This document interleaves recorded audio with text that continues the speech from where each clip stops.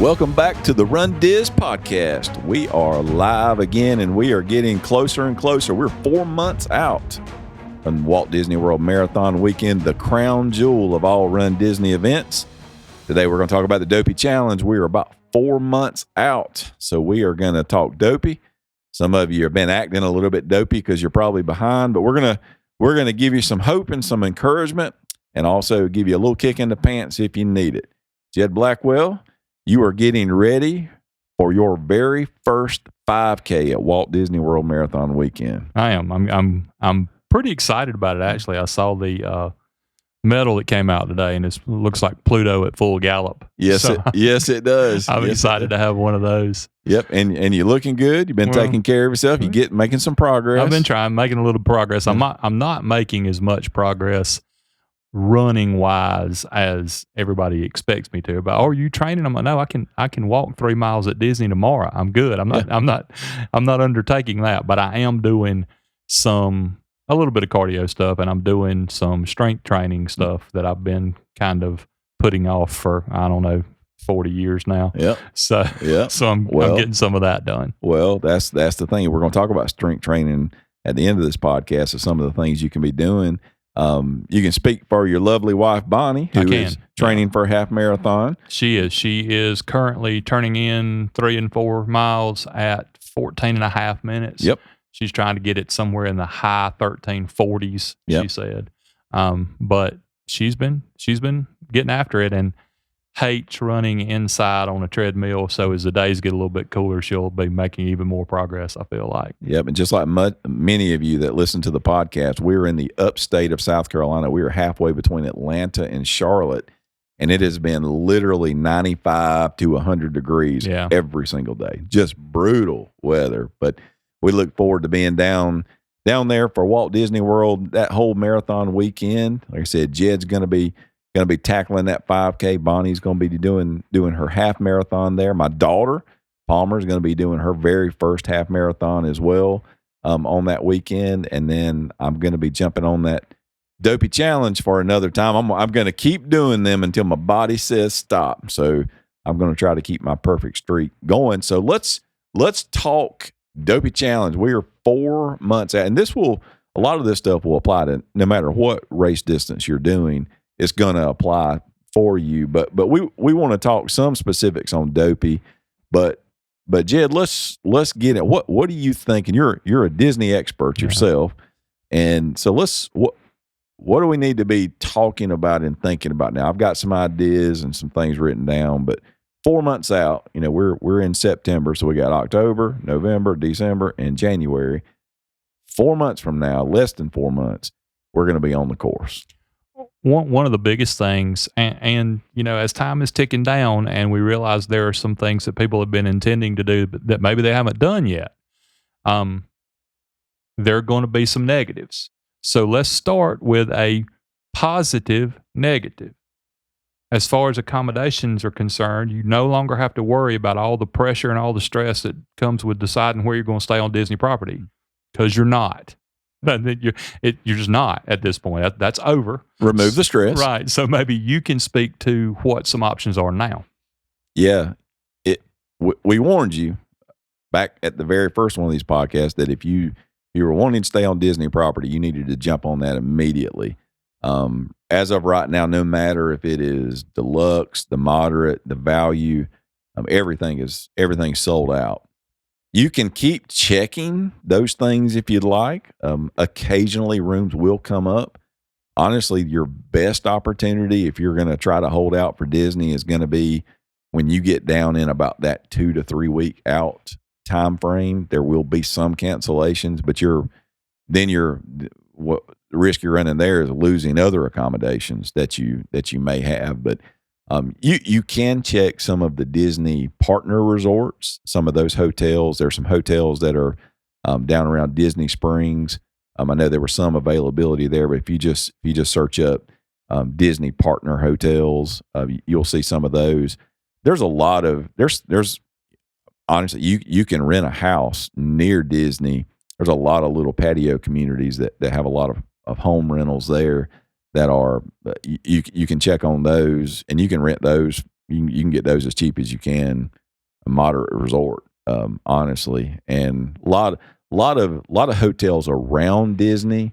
Bonnet Creek is one that is, it's a timeshare. It's the closest thing to Disney property that's not a Disney resort. It's called the Bonnet Creek Resort. You can check on that. It's one of those big timeshare resorts, and if you just Google Bonnet Creek Resorts, you can probably find some, 1, 2, even 3 and 4 bedroom accommodations there. That's pretty close. Some of these resorts around will have bus transportation from off property, but not all hotels do. There are some right outside of Disney Springs on Bonnet Creek Parkway, I Yep. believe is the name of the road. There's a Hilton there. There is it's called the B Hotel, just the initial B. I think there's a Wyndham property down there. That's another timeshare. But there are several right there, and they have some of the same Disney privileges. Some of Yes. those are early park hours or late park hours and free transportation and everything. I would imagine those that are at a premium too, but maybe they're not completely gone just yet. Swan and Dolphin might be another Yep. opportunity. I don't know if those are sold out or not, but those are Disney without being Disney, Yeah. kind of. They are, and if you're not familiar with those, the Swan and Dolphin are right over there off the boardwalk. If I can orient you to the course, when you come, the little bridge that you cross, that's kind of the U-turn during the 10K race. That little bridge, if you kept going across that bridge, that would take you over to the Swan and Dolphin. So it's right there behind where the boardwalk is, and we've stayed there before. Really nice resorts. They're not Disney themed per se, but they are really nice resorts. But those Disney partner resorts, like Jed was saying, those are really good options for you if you can get in there. But I would say act fast if you're wanting to do those, and then just keep an eye. If you want to keep an eye, out 2 to 3 weeks from when. That's when generally there will be some things open up. But that's definitely not a guarantee. Another thing that we've talked about before, and I would imagine is getting to be do it now kind of big deal. You recommend having run either a 10K or a half if you're doing the Dopey.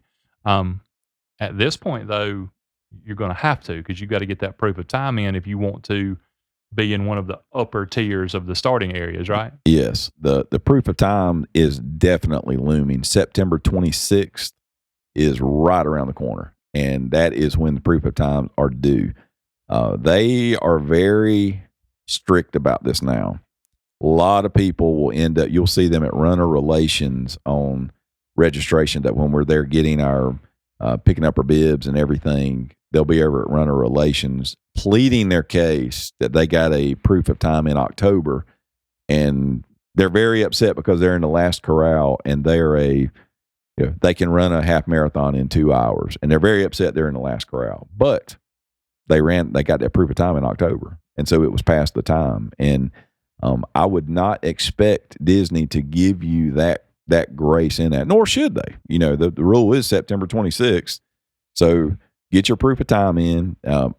Obviously, we're coming up on it right now. So when you hear this, you'll probably have another week. So, hey, train real fast and go run a fast half marathon if you haven't already.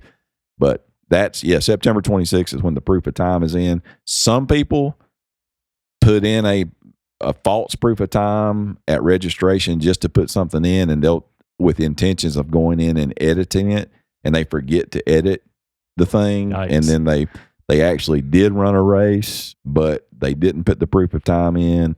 So just get that in. September 26th is, like I said, it's right here around the corner. Get that proof of time in, and that will get you up to a higher seated corral. One of the last logistical things we were going to talk about, 2 items of good news. One, well, we're going to talk about dining reservations. And one, dining reservations don't open until 60 days before your stay. So you've got about a month, 2 months almost, to narrow things down and maybe decide where you want to go. The other bit of good news, I don't know if you saw it yesterday or not, Disney has opened several windows where if you stay at I think it's a moderate resort or above, they will give you $1,000 dining credit to book a trip within those windows. And the good news is race weekend's not one of those windows. So what I'm thinking, just putting my prediction hat on, is the $1,000 dining window in January opens January 9th, which is the weekend after race weekend, or just after race weekend. I think everybody who is not beholden to a school schedule, who's not going to try to squeeze things in during Christmas break, who might have some flexibility to come with the kids a little bit later, it makes no sense to try to go race weekend now with that $1,000 credit sitting on the table.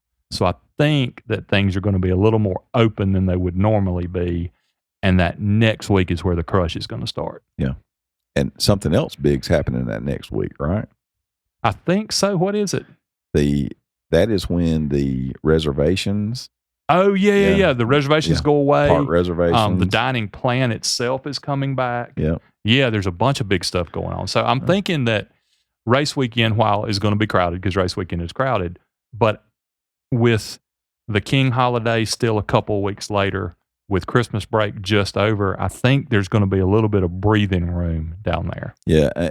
Hopefully that means there's, like you said, a little bit of breathing room, not quite as much because of the things happening that next week. But I will still say 60 days out, if you have some specific restaurants that you definitely want to hit, at that 60-day mark, you need to go ahead and plan those. And with the race, especially if you're doing the Dopey, what I found is that people, Friday night tends to be a big night for eating, because most people don't want to be out any later on Saturday night because they've run the half marathon that morning. The full marathon's facing them the next day. Right. So they'll tend to eat something, like if they're going to get pasta or some sort of special meal, they'll get that on Friday night. And those tend to book up fast. The other thing that tends to book up fast is specialty dining, fine dining, the signature dining, Disney calls it, on Sunday night. That's a lot of people come down and run the marathon or finish in Dopey, and so they're done with the hard work, so they'll splurge that Winding Sunday night. Down, yeah. And those signature dining restaurants, they tend to get booked up really fast for special occasions.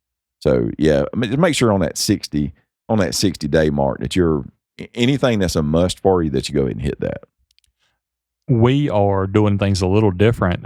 Bonnie's back and forth on whether we're even going to do hopper passes or not. We usually do, and I think she's thinking single day now. So our must do's are going to be kind of spread out across. Where normally we can just say, we'll do that tonight, we'll do that the next night, and our schedules are so different because she's probably not even getting up.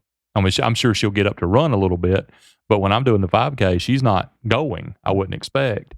And then, she'll be there. You think? Yeah, she'll be there cheering you on. And then on the half day, she'll obviously have a much different schedule than I have. Yep. So we're going to kind of play it by ear and kind of go along. And I'm not going to tell you that the burger at Steakhouse 71 is my reward for running a 5K, but that's what's going to happen. It should be. Yeah, it should be.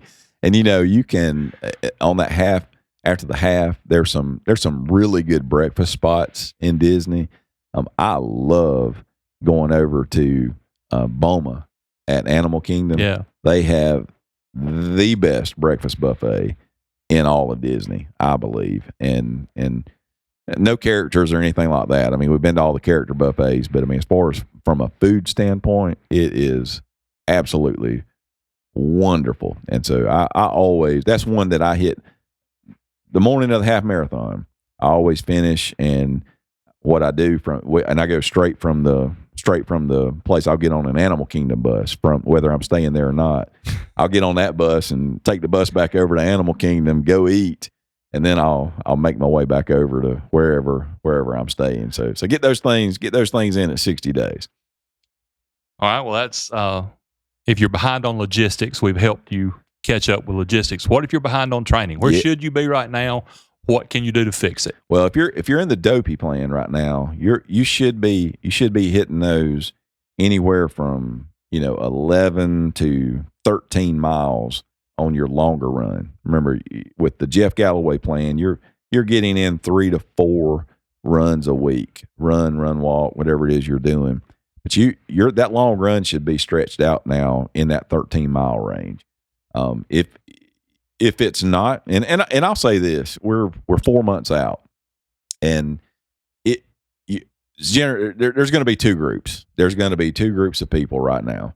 There's going to be a group that was super excited on registration day. I mean, there's 5,000 million posts on these Facebook groups that we're in. Everybody's excited. They're going to tear it up. Can't wait to get the start line. Can't wait talking about riding rides, everything else. I mean, just fired up.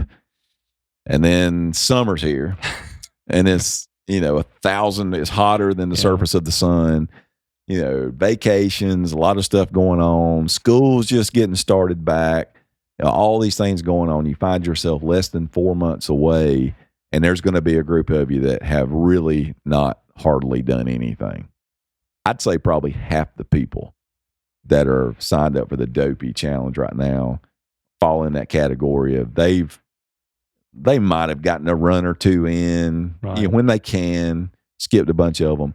If that's you, I'd say, let me divide that group into a subgroup of, if some of those people are going to be very experienced runners who have run multiple marathons. They've done Dopey challenges before. They're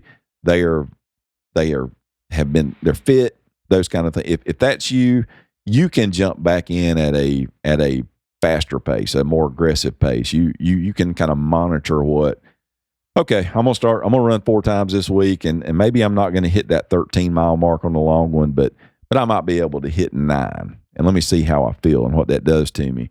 Then you can gauge how quickly you can get back into what the schedule should be. And I would just say that, you're getting to a point, next time we come to you, it'll be under 3 months. And when you get under that 3-month period, you got to remember, we always talk about this, at 3 months, you're into October. Well, the problem is, when you get over in 2 months and 1 month, you're in November and December. And November and December, it's Thanksgiving, Christmas, New Year's, and a lot of stuff goes wrong during that time. Oh, yeah. Party every other night. Yep. Stuff to eat everywhere, stuff to drink everywhere. Just stuff goes wrong. No time to do anything. Yep. So now is a crucial time for that. So if you're more experienced, and that you can jump back in at a more aggressive pace and just kind of pace and figure out where you are. Again, it's still a little bit hot, but those temperatures should start coming down. For others of you, you jumped into the Dopey Challenge and you're a very inexperienced runner. You just love Disney and you thought this would be a great idea, and you were super fired up, pumped up about it. And then you hadn't done much of anything. Well, what I'll say to you is you need to go back to the beginning.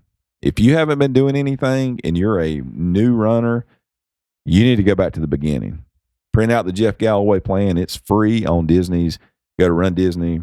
Go to the Walt Disney World page, Walt Disney World Marathon page there, and you can print that out. You need to start today, and you need to go to week 1 and start at week 1, and you need to build, and you need to have some consistency for the next 2 months to get you to a point where you can get some of these longer run walks in. But you need to start today. If you don't, and you're a beginner, when you get over to that time, this is what's going to happen. Here's what you'll be saying in December.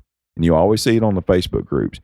You will see people posting a ton of excuses and talking about a little ankle injury they've got, or my hamstring's been bothering me, when the truth is they just hadn't been training and they're making excuses and they're feeling bad about it. Don't be that person. Now, look, do things happen? Do injuries happen? Yeah, they absolutely do. But there'll be a whole ton of excuses come over in December and January. And there will be some people that are on the parade bus, which the parade bus is, if the balloon ladies get in front of you and you can't keep up and maintain pace, there's cut points, and you end up on that bus and you don't get to finish and do this. You've got control over that right now. So start training. Go to week 1. If you're a beginner and you have not been doing anything, go back to week 1 and get those things going. So if you're behind, the great news is there's plenty of time. We got 4 months. Now, are you going to get a complete training cycle in? No, you won't. But there is time right now to start back at the beginning and start moving down this road. Get your nutrition right. We've talked about it before. It is hard to lose weight when you're doing a marathon training or something because you do tend to eat a lot, but you can monitor that. Cut out the sugary drinks and white bread and things that you know aren't good for you. And if you need to drop 10 pounds, you can drop 10 pounds easily between now and race day. Just all those things play into what your race experience is going to be, because you just don't want, man, I'm just telling you, that Sunday, that marathon, if you're standing at the start of that marathon and you're not prepared and you have not trained, Jed, that is a long, miserable morning and afternoon. And let me just tell you, even though it's January, if you're starting at the back of that corral, if you're starting in the last corral, and you're gonna use every bit of that 16 minutes in the corral, you are pushing.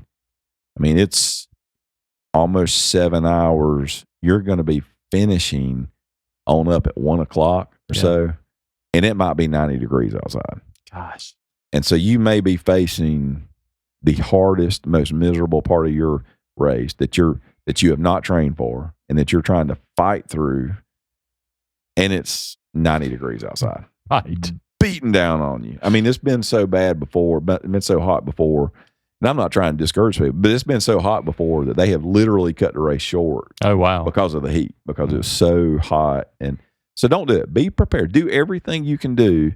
You want to stand at the start line and say, you never go to a race and say, there's no way I'm not going to finish. What you do need to be able to say, when you stand at the start line, you need to be able to say, I've done everything I can and in my control to prepare me for this race. Well, while we're talking about things that are in your control, do you need to start now with experimenting and finding out how to fuel what you're going to eat, what kind of hydration you're going to take with you, what you're going to do? Is that something you can do now? Oh, 100%, because it is, again, it's going to be, see, what will happen is weird. Talk about the weather cycle. What will happen is we're coming out of blazing hot weather. We're going into some of the deeper parts of training. Mm-hmm. It's going to start cooling off. And then for a lot of our listeners, they're going to be in places to where what they're facing is they're not facing temperatures that are hot. They're going to be facing cold temperatures, ice, snow, right. Can't run outside. They're going to be on treadmills. And so they're going to be, then they show up in Florida, and even temps of 70 degrees are super, super hot for them. Right. You know how it is. Like right now where we are, it's 95 every single day. Yeah. And so, I mean, that's just stifling hot. Next week, it's going to be 80 degrees. And you're ready to make chili beans. Yeah. When it's 80 degrees for us, it's going to be like, man, it's cool. It's kind of cool out here. I need a sweater on. But then we're going to go through fall and winter. It's going to be cold. When we go into spring and we have that first 80-degree day, it's going to be like we're standing on the sun. Right. For some of you, if you're up in Minnesota or up in the Northeast, Midwest, you're going to have some cold. You're going to go through a cold winter, and then you're going to come and run. So you want to practice fueling even when it's cold, because you're going to have to fuel when you're down there. So yeah, you want to start practicing that fueling strategy now. Nothing new on race day. Figure out what works for you. They'll have the Powerade things out on the course that are, we talked about, not a lot of electrolytes in them. If you're somebody that's a salty sweater, you need to bring your own electrolyte mixes with you. They'll have some sport beans, some bananas, and that kind of thing throughout the course. But come prepared and figure out what works for your body and start that fueling process now. You just don't want to get dehydrated. You get dehydration is something that it's not a one-time event. It builds. You're dehydrated during the week, especially on some of these plans like the Galloway plan. You have a long run on the weekend, shorter runs during the week. Well, if on Tuesday, Wednesday, Thursday, you're not hydrating well, and then you're just like, oh, I got a long run on Saturday, so I'm going to drink a lot on Friday night. Well, here's what's going to happen. You're going to be up going to the bathroom on Friday night. So you're not going to rest. Body's not used to it, and your body will not rehydrate it. You will not go into that long run fully. You need to be in a chronic state of hydration. And hydration does not just involve water. In fact, that will work against you. If all you drink is water, that depletes your electrolytes. So you need to be taking in some electrolytes. I love base salts.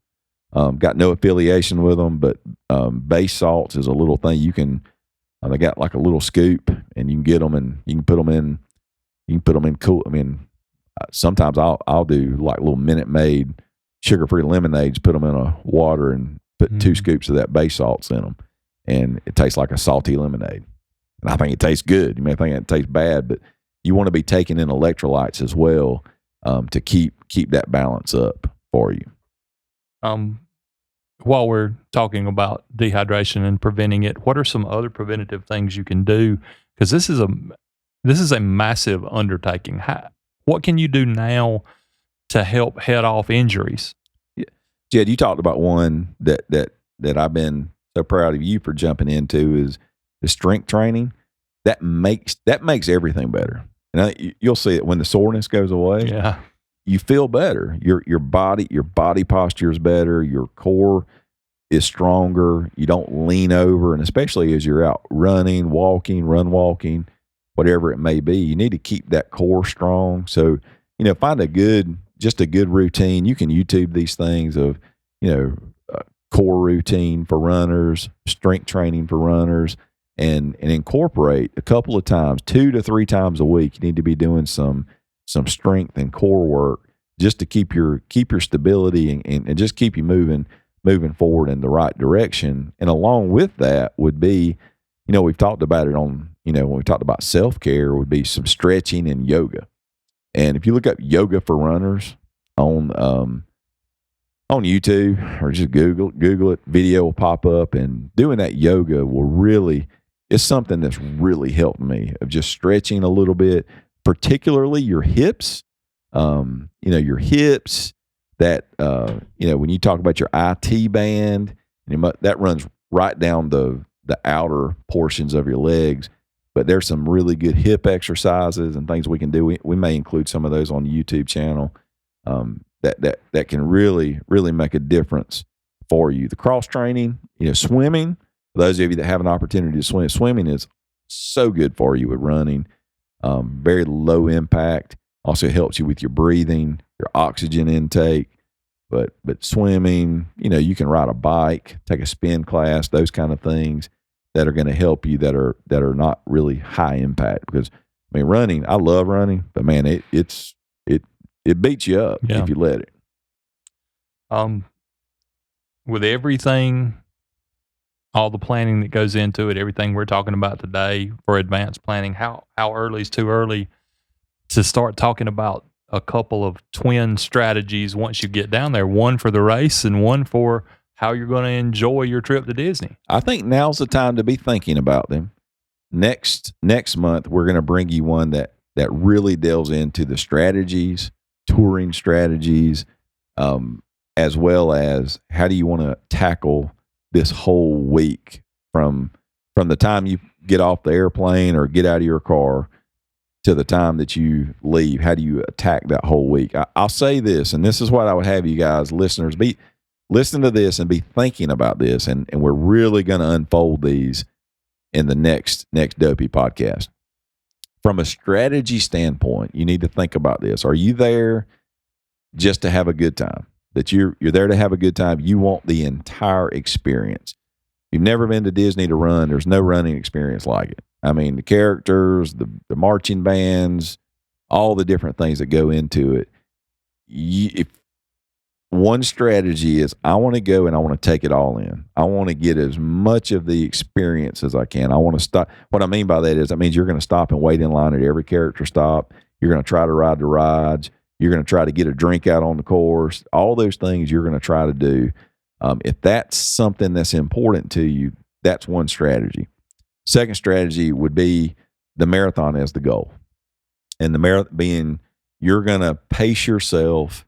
And I don't want to lay it all out today because, like I said, we're going to spend the whole podcast talking about these things. But the marathon one would be you're pacing yourself very slowly and maybe even walking on 5K, 10K, and half marathon day, preparing yourself to go and run the marathon as hard as you can.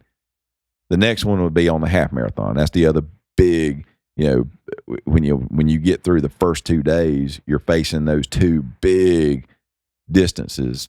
So that 13.1 miles would be you're pacing yourself on day 1 and day 2 to be able to attack the half marathon, run it hard, knowing that it's going to really make you sore and you're not going to perform. You're not going to go out and have a PR on your marathon. You're going to go out and enjoy the course for your full. And the last one would be, and this is one I think this is for the really crazy people, and I've done this before, and it always plays out the same way, but it's attack every race as its own race. 5K day, you line up and you go run that 5K like you're running the local 5K. Right. 10K day, you go out and run it like you're running the local 10K. Half marathon day, you go and you run it like the half marathon that you signed up for and trained for before. And up to this point, it usually works good. Right. And in the half marathon, you feel like, hey, I can tell I trained. I went pretty hard the first 2 days, but I'm surprised at how strong I was able to stay in the half marathon. Everything's great. Everything's wonderful. Until it's not. Yeah. Like Jed said, he laughed and he said, until it's not. You wake up on Sunday morning and you are wrecked and you got 26.2 miles ahead of you. And usually you go out and you're going to try to, the idea was I'm going to run all four as hard as I can.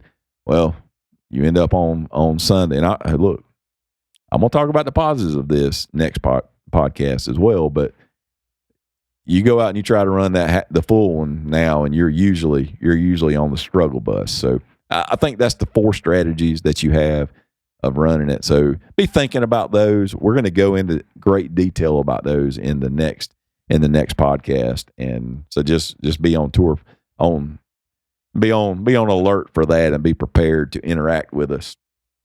Touring, it's going to be kind of the same thing of if you're going down, I think if you're going down and you're taking your family with you, or this is your first trip, do the parks. Just plan to do the parks, and just know that you're not going to go out and set a world record during the races. If you're there for hit a PR or to really try to have the absolute best time you can, you're not going to want to spend a whole ton of time in the parks.